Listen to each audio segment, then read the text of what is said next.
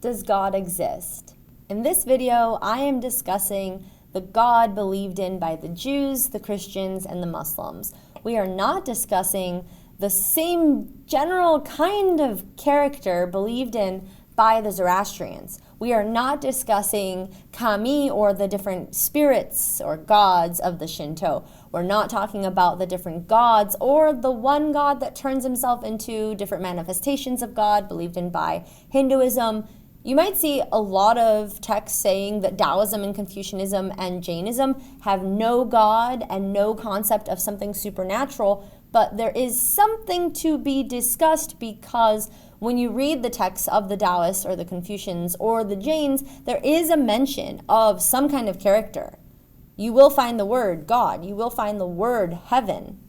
And of course, there's the animistic religions that you would find in Australia, all over the world, especially in North America. The Native Americans, if you look at the Cheyenne, if you look at the Cherokee, if you look at the Lakota, they have versions of God as well, but in animistic religions, they are dealing with a God that is inanimate and impersonal. So we are not dealing with any of those religions. We are focusing on these. Okay. So focusing on the God of the Abrahamic faiths, focusing on the God that is believed in by the Jews, the Christians, and the Muslims, we have a list of ascriptions or descriptions. We have a list of attributes that we can say of this character. The Jews, the Christians, and the Muslims believe that God is a person, which allows you to have a relationship with God. You can have a conversation with God. They believe that God can do anything, that he is all good.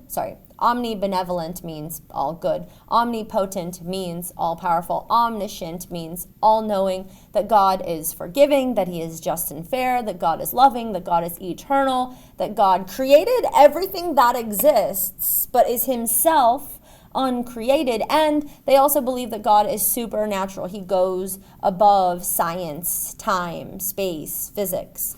And oh yeah, there's a pronoun and it's he. There is a little hiccup that you will find if you study Gnosticism, which is an early form of Christianity somewhere between the time of Moses and the time of Jesus. There is a lot of literature pointing to the idea that originally the Jews believed in a female God, and that was taken out of books and libraries that were then later destroyed, especially when Alexander the Great comes in. Okay, so let's just call God what the Jews, the Christians, and the Muslims call God now, which is a male figure who is also all of these things. Considering all of these things, does God exist? When you're asking that question, whether God exists, there's really three answers that you can give. Yes, no, and maybe. Someone who believes that God might exist but isn't sure would be called an agnostic. But these would be your theists or your deists, the people who say, yes, God exists. There are 4 different arguments that I have written in front of you, and these are arguments, which means that each one of them will give you a long list of premises that lead to a particular conclusion. So all of these are not just a reason, they're a complete argument with a list of premises or reasons in favor of the same conclusion that God does exist. So someone who is a theist or a deist might believe in God because of the argument from desire. If you look at Lewis's work, and by the way, this is not an argument that says God exists or so you think because you would hope or love or wish that there was a God. That is not what that argument says. So you can't just look at the word in the title of the kind of argument.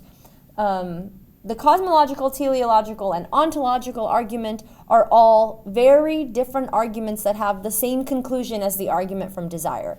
Each one of these will convince you or attempt to that God does exist. Not just any God, but that specific definition of God that we started with. On the other hand, here are 4 arguments that say that no, God does not exist. Each one of these will give you a long list of premises that together lead to the same conclusion. And the conclusion is that no, God does not exist. And again, these are not saying that no God ever in any version of God could ever exist. These are saying if you take that definition of God believed in by the Abrahamic religions, that God does not exist. So maybe some other God does exist. So if you are interested in arguments in favor of the existence of God, then further research one of these. If you're interested in arguments that there is no God, then further research one of these. There are more. But these sure do beat saying, I believe in God because my mother said so, or you shouldn't believe in God because that's silly. These give a set of reasons why you should not or why you should believe in God.